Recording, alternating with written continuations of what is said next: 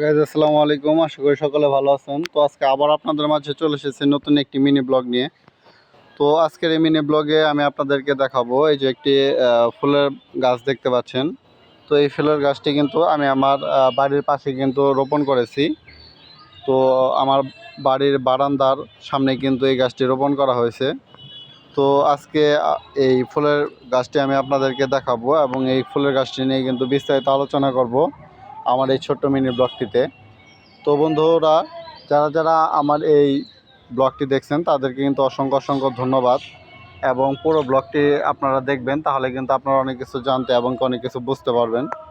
এবং এই ব্লগটি দেখলে কিন্তু আপনাদের অনেক অনেক ভালো লাগবে, এবং আপনারা চাইলেও কিন্তু এরকম সুন্দর একটি কিন্তু বাগান তৈরি করতে পারবেন আপনাদের বাড়িতে, এবং বিভিন্ন জায়গায় কিন্তু যেখানে ফাঁকা জায়গা রয়েছে সেখানে কিন্তু এই বাগানগুলো কিন্তু তৈরি করতে পারবেন এবং এই গাছগুলো কিন্তু রোপণ করতে পারবেন।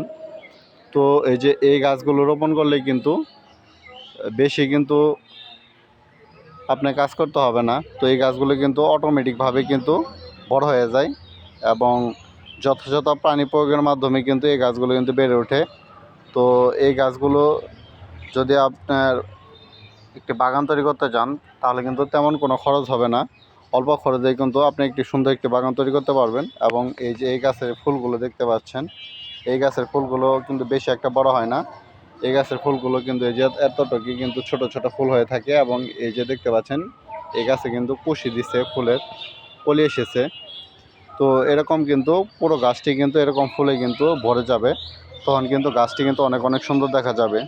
তো বন্ধুরা, যারা আমার এই ব্লগটি দেখছেন তাদেরকে অসংখ্য অসংখ্য ধন্যবাদ। আপনাদের মাঝে আবারও দেখা হবে নতুন কোনো ব্লগে। তো সকলে ভালো থাকবেন, সুস্থ থাকবেন। আসসালামু আলাইকুম।